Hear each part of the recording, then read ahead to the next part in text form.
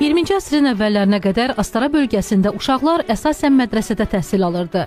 Lakin 1912-ci ildə bölgənin tanınmış xeyriyyəçisi Hacı Osman savadlı gələcəyin təməlini qoymaq üçün mühüm addım atır.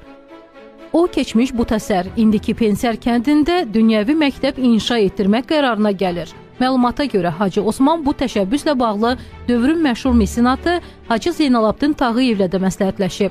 Daha sonra Çar Rusiyası hökumətinə müraciət olunub və məktəbin tikintisinə rəsmi icazə alınıb. Həmən gördüyünüz bu məktəbin yeri, bu torpaq sahəsi həmən dövrdə Pensər kəndinin xeyirxah bir qadını Məşədi Kürsüm adında bir qadın olmuşdur.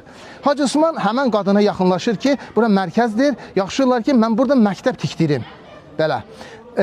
Məşədi Kürsüm də öz xeyirxahlığını göstərir və vəqf edir ki, bu torpaq sahəsini ki, burada məktəb tikilsin.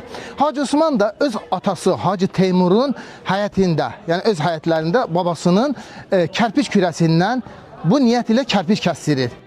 Beləliklə, qısa müddətdə Pensər kəndində 4 otaqdan ibarət yeni təhsil ocağı fəaliyyətə başlayır. Məktəb Rus-Tatar məktəbi adı ilə tanınır və qısa zamanda bölgədə maarifçiliyin əsas mərkəzlərindən birinə çevrilir.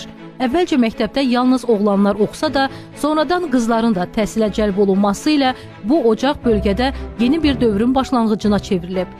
1918-ci ildə məktəb Bolşevik daşnaq qüvvələrinin hücumuna da məruz qalıb. İllər keçdikcə məktəbin binasına əlavə otaqlar tikilib, sinif otaqları genişləndirilib. Bir əsrdən artıq müddətdə burada yüzlərlə ziyalı, müəllim, həkim və müxtəlif peşə sahibləri yetişib.